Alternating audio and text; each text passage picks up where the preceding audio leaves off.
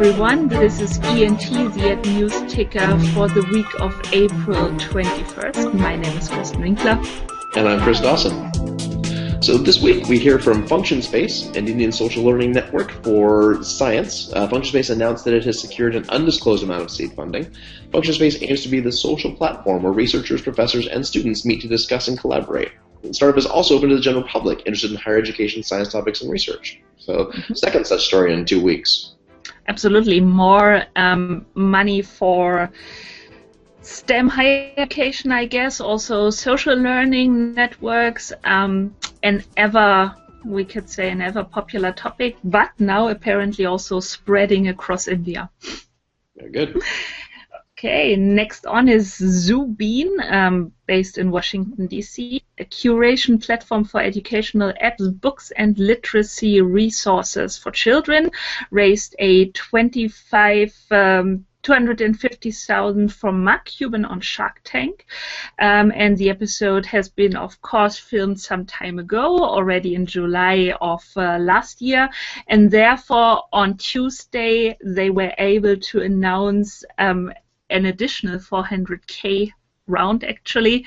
So pretty nice for a startup founded in 2012 by a husband and wife team, Felix Brandon Lloyd, a former teacher of the year, and Jordan Lloyd Bookie, Google's former head of K-12 education outreach. So maybe that helped in raising. That probably helped a little bit. Hey, do what you need to do to get things done. So Yik Yak, the hyper-local messaging app for college students, raised a $1.5 million seed round from Viva Investments, DCM, Azure Capital Partners, and several other angels. The funding comes on the heels of a cyberbullying scandal which made headlines across the USA. It was also handled in a very proactive way by the Yik Yak founders. Yeah, I found they handled it pretty nicely, and also built in this geofencing so that younger students cannot use Yik Yak on school grounds or around that. So it's one of the startups, let's say, that handle it, yes, in a proactive way, but also, at least in my opinion, found a good, solid solution to at least attacking the problem. The problem. Yeah, because most people are happy to identify the problem, but finding a solution is something else entirely. And not bad for a essentially two-person team, actually. So no, they're coding fast. Good for them. Next on, we have another Indian EdTech story with Invention Labs. Indian EdTech startup Invention Labs has raised a $550K seed funding round for its picture-based communication app called Avas, AAC, that helps children with autism develop verbal skills. And according to lead creator Ajit Narayanan, already thousands of children in English-speaking countries like the US and Australia, but also in Europe, in countries like Italy and Denmark, and of course in India, are using the app. So, and of course, it's going to be our overarching, I think, big topic for this episode. Very shortly, you bet. So Declara, an EdTech startup that offers an adaptive learning platform for continuing education, has raised $16 million in a Series A led by GSV Capital. Declara's adaptive learning platform uses semantic search, predictive analytics, and machine learning to surface the right content for individuals at the right time, making it more personalized and discovery oriented. Which sounds like a lot of IBM marketing speak, but actually they have a pretty nice platform. So that's I think I hear and we get pitched by so many platforms in Europe, in the US, that claim to be the platform for adaptive learning, and of course some focus on K-12 and classrooms, and some more in higher ed, and Declara seems to serve both schools. They are going to train 1.5 million teachers in Mexico, apparently, and of course they also sell the solution to enterprise, which I think is good business. So I would say 16 million Series A is definitely at the upper end of the scale for adaptive learning. Yeah. And as so often, it probably comes down to the team. And I mean, founder is pretty impressive with her track record, but still, you have to see. I mean, that's no guarantee. No, no, it's not. We'll talk more about Declara too. I have a few I'm thoughts. sure. Unpredictable on that. So, guides.co, a resources site for free and premium interactive guides, rebranded itself to guides.co. It's excel.io is the resource site. They rebranded themselves to guides.co, and they also raised a $500,000 seed round. They intend to be the ultimate destination for all long-form instructional content, according to the startup's blog. Ambitious, but interesting. Yeah, ambitious, I think, with all the MOOC talk, and then I have seen people increasingly talking about so-called micro MOOCs, so making this or breaking this down in smaller bits, and of course guides, I guess, is broader or may attract a broader public than necessarily people interested in really academic MOOCs, although we see, of course, vertical MOOCs for professional development and all that. But yeah, will be interesting to maybe try this out, or at least to look where they are headed. Can't wait to explore further.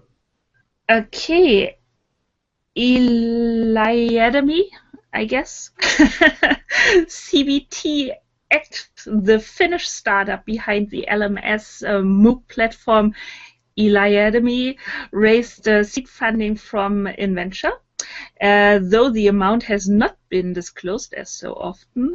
TechCrunch estimates the round at around 200,000 euros, so roughly maybe $280,000 to $300,000. Atomy is also planning to raise a 4 million euro Series A by December of 2014, so this year. Pretty impressive for Europe, I can already say. They are based on the open source Moodle platform and gain significant traction and revenue without making a marketing push.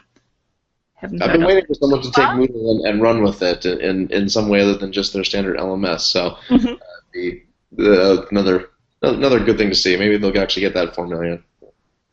Chase Future is a Shanghai-based startup that offers college and grad school applicants personalized admissions consulting. They just raised a $400,000 seed round from Bang & Partners, Harvard Pacific Capital, William Baobin of Singtel, Innovate, and Shanghai's Angel Vest Consortium. The funding will be used to expand the service to India, Turkey, Egypt, and Russia. Makes sort of sense. Of course, personalized admissions. I mean, Parchment also launched their college matching tool. So yeah, I think also for these markets, attacking other markets outside of the US and of course of Europe, when they already have some sort of footprint in Asia. Why not? Excellent to expand, exactly. Let's move on to mergers and acquisitions, and the first one is Avidma, I would say, but you can correct me as you're better with the names. I think you're probably right on. So serial entrepreneur Krishnan Ganesh and wife have acquired Avidma, an online school for working professionals. Of course, he was famously the founder of TutorVista, as many people will know. They already are also advanced in a $60 million investment to scale up this venture. Avidma was founded in 2008 and is Bangalore-based. And it claims to be the fastest growing online education company in India. The company has developed a platform that allows international universities to bring their courses and degree programs online. Fantastic. So in other news, General Assembly announced a scholarship program in partnership with Microsoft, Google, Higher Purpose, and NAS. The Opportunity Fund offers generous scholarship funds to help veterans, women, and minorities become less underrepresented in the tech industry. Scholarship receivers get an $8,500 tuition subsidy of the standard $11,500 tuition price. For the remaining $3,000 payment plans and additional financing options are available, which is good news. We also talked about the Flatiron School, and just today another program in New York City released their numbers, and the jump in salary that these people who are then able to develop iOS apps or code other things is pretty impressive. I think I'm going to either write about it or share the numbers later on, but when they had an average of just $23,000 annual income before, now they often have more than 70,000. So $76,000 annual income is, of course, pretty. Of course, you can pay off the tuition fees even with or without a scholarship. But of course, it's nice to be eligible to a scholarship. I'm all about scholarships. So then comes up the Parchment news. As I said before, they launched a new tool named CollegeMatch that allows students to personalize the application process and discover the colleges most appropriate to them.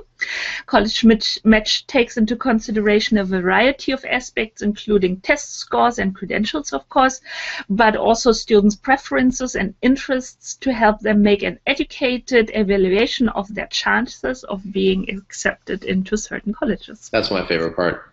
And that's right. I like that. And YouToMe appointed its current COO Dennis Yang as the new CEO and co-founder and current CEO. Aaron Bally is taking the role of chairman and head of product, according to Venture Capital Dispatch. Yang joined the EdTech startup as COO in December 2012, the time that YouToMe had raised its 12 million Series B, and he was appointed CEO by Aaron Bally and the board to grow the overseas business, according to the Wall Street Journal. So sounds like some more consolidation there on the YouToMe side. Who knows how long Aaron Bally will still stay on or make an announcement of wanting to pursue new projects or something like this. Yeah. Exactly. Well, and that's it for our news rundown. As always, you can dig deeper in the stories and read all the details over at eduquest.com/ENT23.